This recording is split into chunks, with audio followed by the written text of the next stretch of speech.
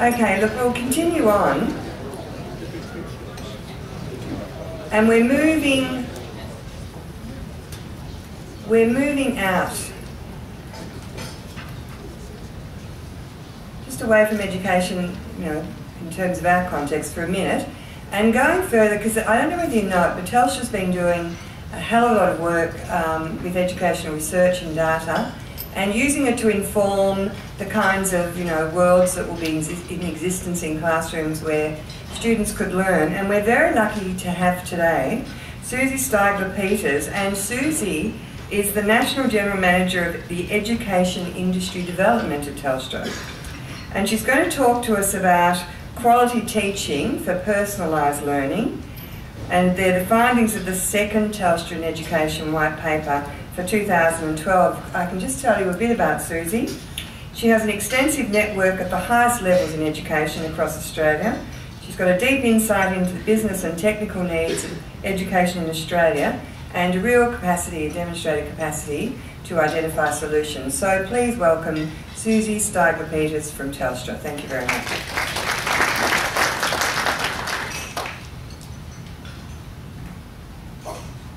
Thanks, Bernie. A lot to live up to there.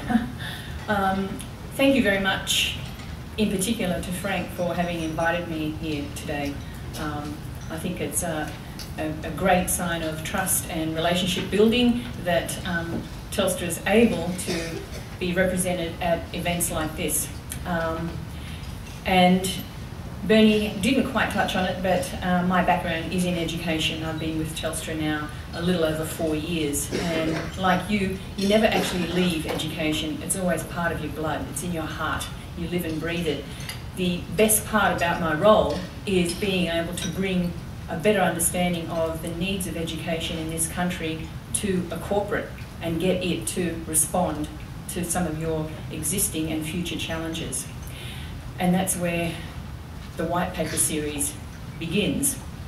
Certainly doesn't end. Okay. The paper that Bernie was referring to, the one that's showing on the screen, Quality Teaching for Personalised Learning, Leveraging Technology for Exceptional Results, is the second paper. The first paper was launched in 2011 and was basically around personalised learning, meeting the Australian Education Challenge. Okay, so I've got a little under half an hour, so I'm going to jump into it, and there may be things that I skip over. There may be things that I take a deep dive into, but I'll say up front that both the presentation pack and the white paper will be made available to you through Marion sometime this afternoon when I'm able to send it all through, but it will be yours to use as you wish. So let's get on with it. Okay, in terms of the executive summary, what does the paper contain? What's it about? Well, it takes a bit of a look at the national trends and challenges in education across the country. It looks at some very innovative teaching practices that I'm going to share with you. And what's innovative about these is that they have a big impact on high performance learning. It also begins to unpack what are some of the most promising elements of effective learning ecosystems. And it adopts the strategic and quite rigorous ASA-developed Teaching and Learning School Improvement Framework, and I'll tell you why. At the very end of the white paper, and this leads into future work, we developed a blueprint for reform that you might be interested in. It might be something you can use as a discussion starter, not only at your local level within the school and your local community, but perhaps also at the VASP level. So, where does it all come from? Well, in 2010, the first Telstra in Education Roundtable Advisory Group was formed. I figured it was a really good idea to bring together key players from education across the nation, from each state and territory, and from K-12, from TAFEs, from universities, the education agencies, I'm talking AITSL, ACARA, ESA, Asia Education Foundation, and so on, along with DEWA, to form a group, an advisory council, if you like. we meet twice a year. And it's that very group that actually informs the development and direction of the white paper series and blueprints for reform, if you will. We had our last meeting on the 27th of February this year here in Melbourne, and I can tell you a bit more about that later, but rest assured that we have strong representation from all of the states and territories, and also ASPA. Would be good to have you there next time, Frank, at the very least. Okay, can talk more about that later. So in, let me see, what have we got here? In 2011, as I mentioned, the first paper, white paper, was released in May to June of last year. The research for this paper was undertaken across all of the country, and in August 2012 there was a bit of a soft launch around it where the findings were shared with the participating schools, and then in December last year at the IDEA conference, also held here locally and I think sponsored by Education Services Australia, the paper was launched. So that's the history. I guess my main point there is that this is not a piece of research that represents Telstra's ideas, far from it. It's a piece of research that is very much in harmony with your practice in your school right now, and it's conducted with you and through the systems and through the local schools. It's not a KPMG piece, it's not conducted by Deloitte. It's very much anchored in Australian education. The person who co-wrote the paper with me is Lindsay Wasson, and some of you might have heard of him or even know him. He's an ex-regional director from, retired I should say, regional director from the New South Wales Department of Education. Okay. Moving on. That comes up a bit funny, but anyway, we'll manage with that. Okay, so the methodology. As I mentioned, we went into schools, and what blew us away was that the schools opened up their classrooms and their conversations to us, access to students to talk with them in the most warm and transparent ways. It was just amazing to be welcomed. The willingness to share with us their stories of change in recent years was absolutely overwhelming. So the visits usually took a full day. We spoke with the principal, with a range of the senior leaders within the school, with key teachers, as I said, with students, and in some cases parents were brought in for extended conversations with us. They also shared all of their documentation. Not that this sounds like an inspection by any means, don't get me wrong, but they were really willing to share examples of student work, of learning sequences, programs, school reports, and so on. And that became the basis for the review, for the write-up of the paper.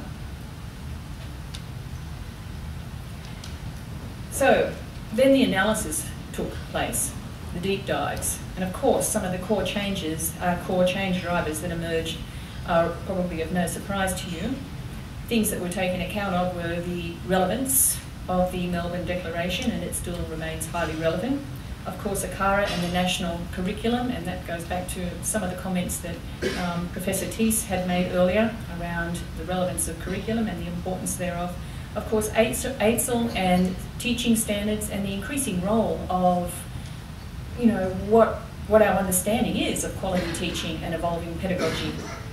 The importance, the significance and the relevance of performance data and how it's used, how it's understood, how it's unpacked, and how it's then directed to inform what are the next steps in ensuring that students reach their full potential.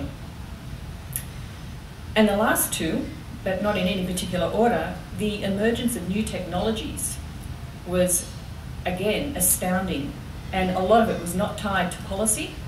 A lot of it was just what happens to work in a school that is absolutely needed to keep students engaged, to provide access to learning materials. And there was often a lot of tension between what the system allows or doesn't allow and actual practice on the ground. No surprises or secrets there, I'm sure. And indeed, the learner, the sort of learner that we saw was a learner that was very demanding not only of technology, but of the teacher. Less patient or less inclined to sit back and take X for an answer. They want the information and they want it now. We actually saw instances of students not being able to get access through Ultranet and then turning to their own phone behind someone else's back and using Google to find answers. I'm sure you see that too. We're seeing students who are a whole lot more discerning. They've got lots of sources they can take into account, not just the national curriculum, but a whole bunch of other sources. And they can also talk with one another over distance, across classes. But equally, they're more in demand of guidance than ever before. They're more in need of quality teaching. It's a whole new world out there. I mean, not to go into detail around cyber safety, a lot of the information that they're finding that's not part of the national curriculum is highly decontextualised. How do they make sense of it? So there's an increasing pressure on teachers, on instructors, to find ways of making sense or helping students to understand how to make sense of information. And there's a whole lot of misrepresentation out there. How do they navigate that? How do they know when something isn't quality?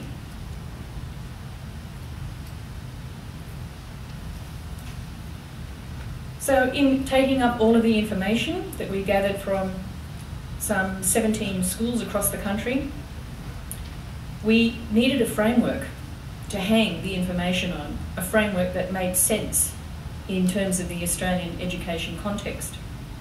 And the thing that became really clear was that there is a lot of practice out there that has resonance and strong alignment with the Teaching and Learning School Improvement Framework. And we've added that it actually leads to transformation, or it certainly did in these schools that we looked at. Of course, this framework is the ACER Developed Framework, the work of Jeff Masters, and was used in Queensland in response to the audit that was undertaken there, and was also fully embraced by the Northern Territory Department of Education to inform improvement within their own school system. So I'm sure you're pretty familiar with the 8 elements within the framework, but here's just a bit of quick revision. I won't go through each of them, I won't make you suffer that, but you know, in terms of being explicit around your improvement agenda, using data, a culture that promotes learning, and using school resources in a targeted way, effective teaching practices, differentiating the classroom learning, systematic curriculum delivery, and that's, you know, harks back to a comment made earlier about having everyone on the same page, even though you have 100 teachers, having them all work in the same direction, and using expert teaching teams. So that was a great foundation. And most of the information that we gathered, most of the new observations that we saw, fitted in to these 8 elements. Great, we thought. However, there was still a bunch of stuff that didn't fit in. So we decided to add 2 more domains. And I know since then, Jeff Masters has added another domain, but I think maybe at the same time we were thinking along the same lines. But anyway, the 2 that we added are technology-enabled personalised learning ecosystems. Pretty long, but it needs to be said. And the second one was strategic partnerships. There's a whole lot of dot points underneath those. Probably most of them you can't read because of the distance, but I'll just comment on a couple of them. Let's look at the first one.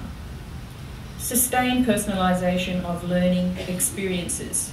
Now, I know that we've been banging on about personalised learning for a long time, for many years, and probably each of us has a concept or an understanding of what it possibly means.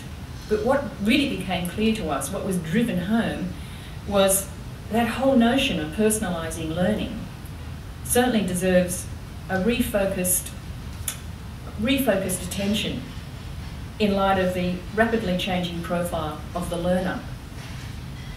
I guess when we were talking about personalised learning 10 years ago, we also had different learners in front of us.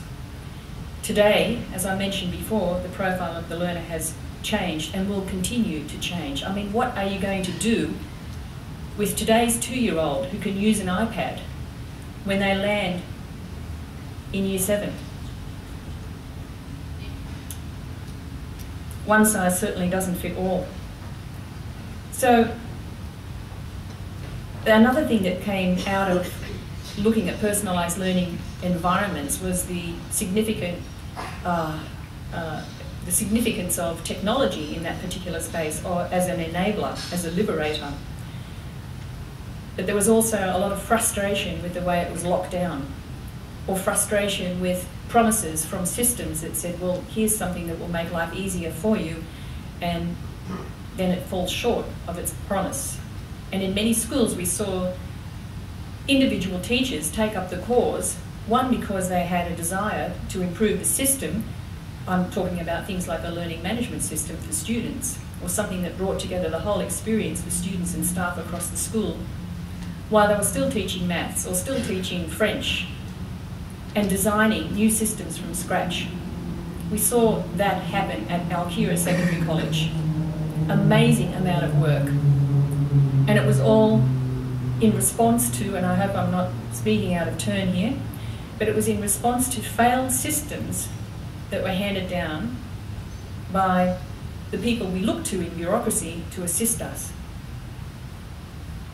You're probably doing much the same yourselves, in spite of the so-called support that the system is providing. And I have to say, Victoria's not alone. It's happening across the country.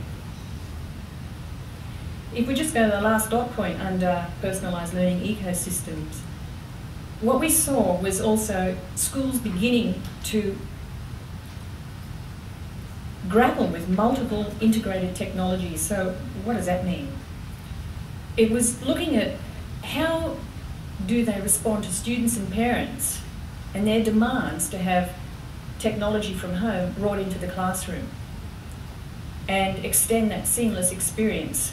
So walking through the school gate into a classroom with your own device or set of devices and having access to everything within the virtual private network of the wider system or the wider school, and sustaining that outside of the school environment.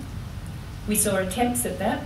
We saw some almost great successes, but it's something that Telstra has taken on, and we're now working with the Western Australian Department of Education to actually build. So I'm talking here about a couple of schools that we're working with under the Deputy Director General, John Leaf. You might want to get in touch with him, Frank, and discuss this one, or with Rob Nairn from Wasia. It's a really important piece of work, because what it does is it actually addresses in tangible ways the capacity, the ability for teachers, for anyone in the school community, for students to bring in devices from home and have them interoperate seamlessly for a fulsome learning experience within the school as a hub, but then to be able to continue that experience off campus, if you like. The other thing that it also provides for is an institution or a school deployed device, particularly for students who can't afford a device. So we're talking here about, well, it doesn't matter what the device is, whether it's a small mobile, an Apple or a Samsung, it doesn't matter. The challenge that we've taken up with schools is to provide the right infrastructure and work towards the best learning experience. So the importance, what I'm highlighting there is the importance of mobility in learning. As you know, the kids that you front every day in your learning environments have that mobility with social media. They're pretty much expecting it with learning. Or maybe they're not expecting it anymore because it's not happening. I think I better move on. So, what we saw. Mapped against the elements of the ASA framework, we saw quite a lot of things. Just under explicit improvement agenda, we saw the most astounding, visionary and passionate leadership. We saw that was the point of enablement. And I'm not just talking about principals, I'm talking about leadership in the classrooms, leadership amongst the most stunning teachers who are able to innovate and evolve their own pedagogy, their own practice in response to the changing profile of students. Third one along, the deinstitutionalisation of schools. I think that goes to the very heart of what Richard Teese was talking about. What we saw across the board in each state and territory was a distinct decoupling between schools and how they operated, what the pedagogical practice looked like, what the demands of the students looked like as a set, a decoupling between schools and the wider system. So that notion of policy and support missing the target that it was designed to support in the first place. A significant decoupling. The big question is, what do you do about it? Well, in the schools that we visited, there were some great things being done about it. There was the I'm not waiting decision. I'm going to turn this around and change, and I will introduce the technology that I need, and I will do things differently in spite of what the system says, in spite of policy. Pretty brave. Moving on more quickly again, we saw strong analysis and discussion of data to help get to the very heart of how to personalise learning. A lot of it was NAPLAN driven, of course.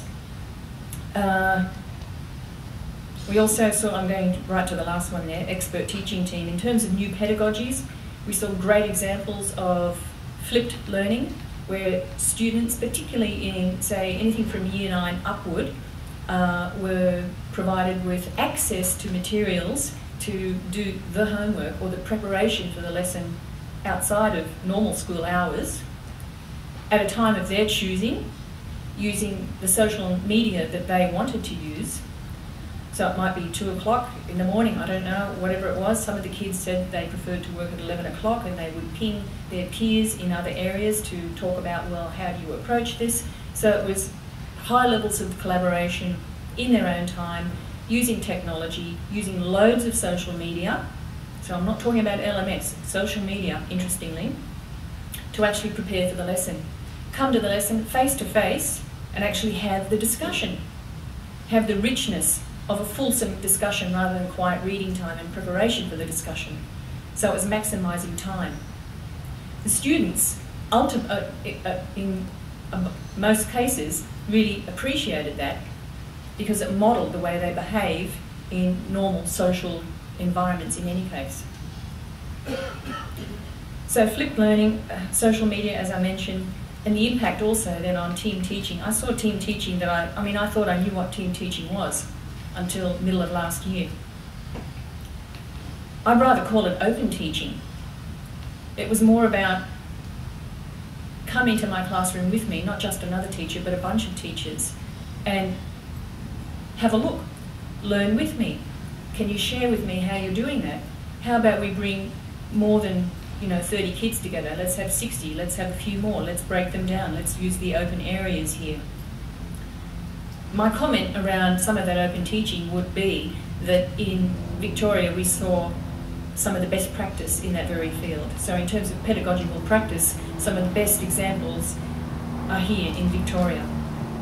And we certainly saw high levels of deprivatised practice and intolerance for having the door shut. Absolutely. So high levels of collaboration, high levels of leadership from within the teaching ranks, if you will. And that was across disciplines. The other thing I mention on that slide before I move on is also some comments around personalised teacher professional learning. There was such a high level, a high degree of 5-minute tutorials through the open teaching approach. Show me how you did that. I'm really interested. Do you mind if I come into your class and can you, yep, sure, come with me. So there was a sense of achievement within the teachers who had taken the first step, taken the risk. The risk had fallen away of making, I guess, an error in front of students, and the willingness to share with colleagues how they might like to integrate new practices, different technologies into their teaching and learning, and what the benefit was. Some of that only took 5, maybe 10 minutes. So we saw learning on the fly, a whole lot more of that, and a lot less emphasis being placed on going away to courses that you have to think about, how do I fit that into my lesson? So this was a whole lot more relevant.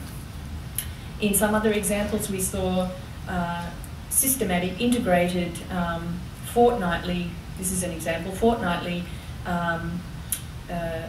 meetings, often after school, sometimes during the school morning, where teachers would share at a forum level what they were doing differently in their classroom and talk about the value add, talk about why it made a difference, and then show. Some great examples came out of Gundawindi in Queensland around how to do that.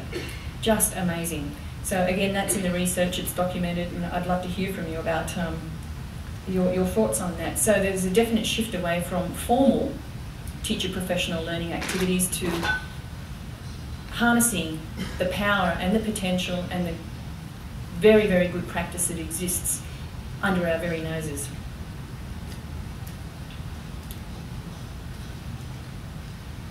Okay, and I'm just going to, it's amazing how fast the time goes. In this particular slide, I'll go straight to effective teaching practices and a focus on improvement. What we saw was almost like a landmark that it indicated that there was a definite resistance or a lack of satisfaction with simply achieving a specific score, and understanding that that was terribly meaningless. And in a lot of the schools that we visited, there were actual programs in place to make that explicit back to the parent community, and understanding, well, how do you map, how do you track improvement in a learner? A lot of the language was localised and developed, as I said, at the local level. So it was more about striving for continual improvement. So setting a benchmark, but then resetting it in collaboration with the student and with the parents.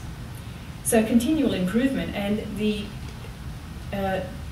comments around that was that it wasn't something that happened at particular times during the year. It was almost cyclical. As you prepared the learning sequence in collaboration with colleagues and with the students, so too was the bar reset. So very interesting. So it was all about personal achievement, keeping the student engaged in that, and it certainly began to eradicate any notions around complacency. So I guess that probably speaks to the very issue around standards and defining outcomes, because in the absence thereof, people are defining their own within their own context. I'll skip that. Now there are 2 slides,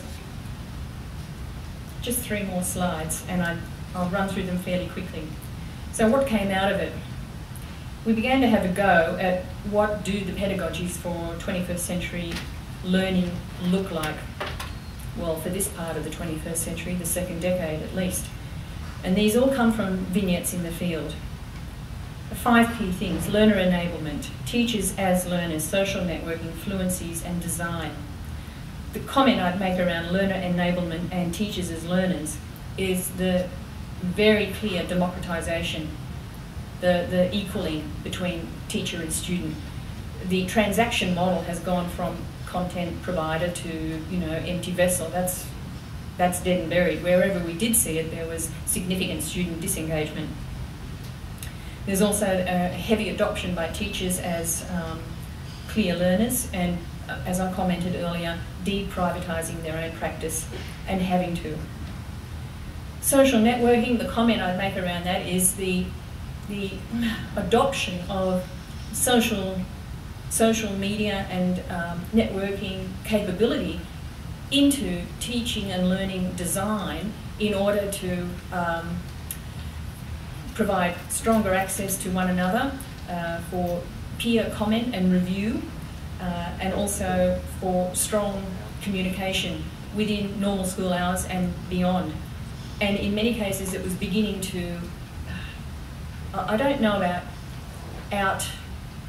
outdo things like Alternet or Edmodo, etc., but it was beginning to show it had greater flexibility than some of the system-developed learning management systems which clearly had constraints. Fluencies. I go back to the Melbourne Declaration where we talk about competencies.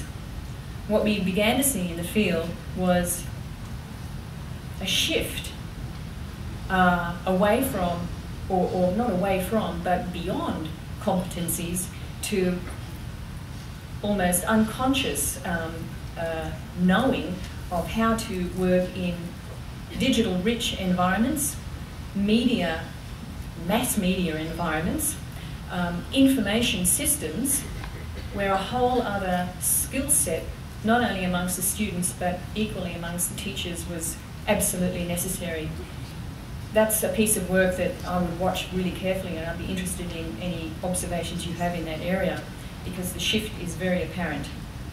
In terms of design, well, I've listed them there: flipped, blended, collaborative, and so on. And this morning you heard so much about blended learning, in particular what Dale has been doing over, well, quite a number of years, and seems to me highly sustainable. But in all of those, the human element remains. I mean, and there's plenty of room for individuals to operate, for crowds to come together, if you like, teams. A lot of it's planned, some of it's unplanned, so we're seeing a whole new dynamic. Well, above all, the takeaway from that is that it's a highly collaborative environment, which also speaks to being deprivatised. So if we go quickly to the next one, what are some of the elements of best-in-class personalised learning environments? Of course, quality teaching, that's at the very heart of it. Engaged students, meaningful content. The observation I'd make around meaningful content is the blend between set curriculum, the national curriculum, and the rest of the world and everything else that's out there, and how it complements and probably leverages the importance of a national curriculum. You can't divide the two. Technology tools, well, of course, I think it's a no-brainer. The clever act here is incorporating it into practice and into learning environments in ways that actually lift learning outcomes. And in terms of partners, the increasing role of parents as critical to learning, the bringing in of experts and resources, and also of corporates.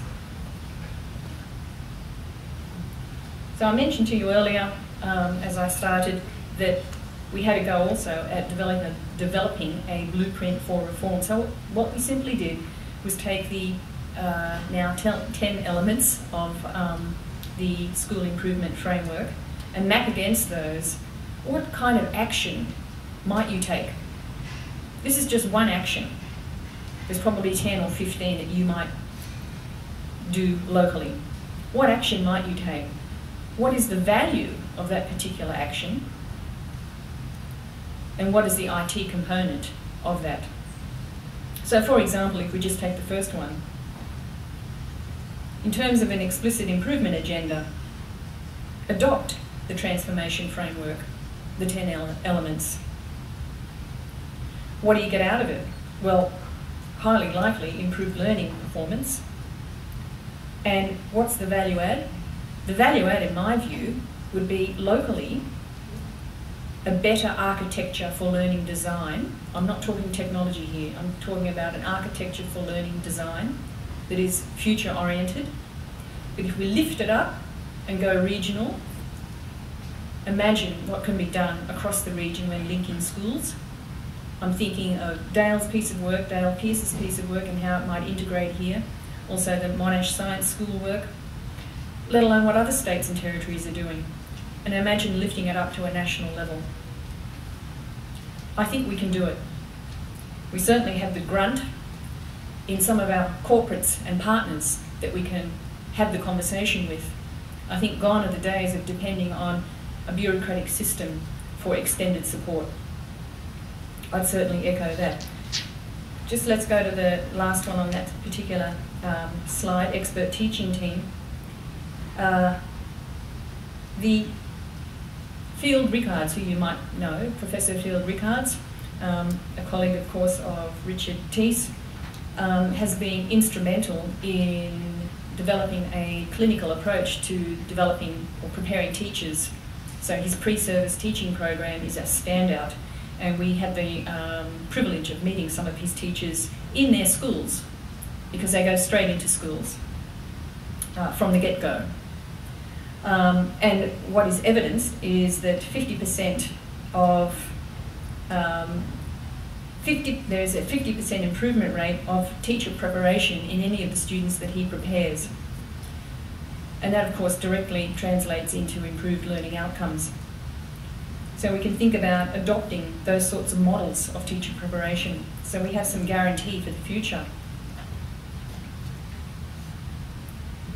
And just lastly, if we look at a couple of these, again, these are intended more to be discussion starters, although for me they are lines in the sand. For me, they're, this is the start line, and I'm going to pick them up and run with them, and people who want to run with me, good, come along. There's a lot of work to do, and there are some programs in place that are, thankfully Telstra has some money, so we can put that money behind some of these programs, similar to some of the work that Dale's doing. But I am adamant not to reinvent the wheel. I want to work with you on some of the great things that you're already doing. So in terms of technology-enabled personalised learning ecosystem, just that last one there, the second last one, I think it's about getting right some of the best-in-class elements of what we're seeing. And it's about guaranteeing a future for our kids. And that will be the great differentiator between state education and independent schools, if you will.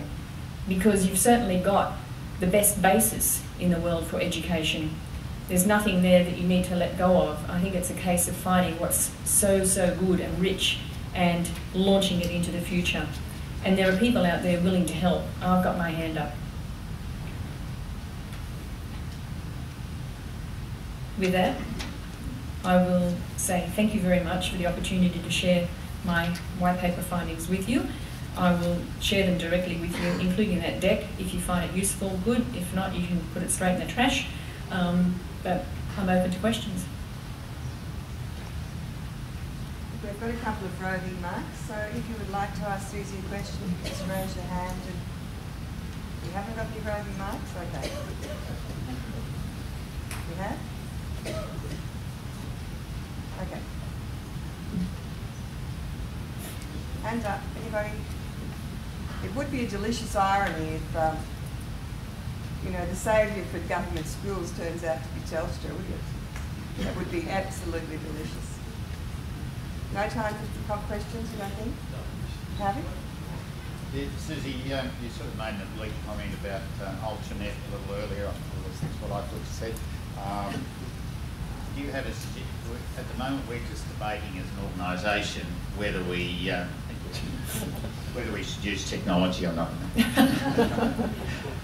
We're just debating whether we should try and encourage the department to put some more time and effort and money into Ultranet, whether we should all go off in our different directions and reinvent the wheel 300 times, or whether there should be some coordinated sort of approach to try and identify one or two other options to Ultranet, which we could get on board with relatively easily.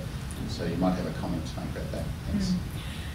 That's a really good question, and it's a tough one. I think, the department would clearly be very embarrassed to let go of something like Ultranet and all of the investment that's gone in behind it. So from a politician's point of view, I think there would be some sensitivities there. On the other hand, there are freely available, more sophisticated solutions out there that you and I can get in a heartbeat and scale up for local use. And that's what I've seen in the field.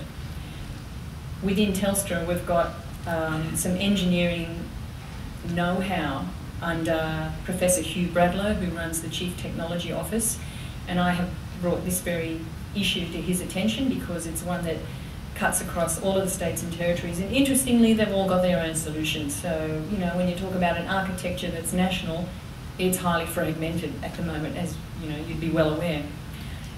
The danger, the risk we run at the moment of, you know, walking away from the Ultranet is going back to a cottage industry sort of approach, where everyone's got their own way of doing things and there's no interoperability, and I think that can, in many ways, ring the death knell, you know. So I'd be really cautious there. What I would encourage though is I think it's deserving of a conversation that brings in representation from your group, from this group, and people from the department and some people from Telstra to look at, well, what is the lie of the land, and what are some possible options into the future? What works and what doesn't work? What is the cost analysis here and the cost benefit analysis? And that would lead into a business case. I don't want to sound too daggy about it, but I think, you know, the department's going to look at money, but at a realistic level, you're going to want to look at, well, what are the benefits to the students in this and to the teachers? You want something easy to use. And I think, you know, in my view, Ultranet, you're flogging a dead horse. We could probably have one more question. Are you here for lunch, Susie? No, I'm afraid I have to go. Sorry. Well, look, Susie's going to send us the slide, obviously with her connections, if you'd like to contact her. So on your behalf, could I thank you very much for allowing us a glimpse into the work that Telstra's doing. Can I reassure her that a lot of what she saw around Australia, you know, we're doing in Victorian schools, and so, you know, we're up there with them. Susie, thank you very much for that very clear presentation.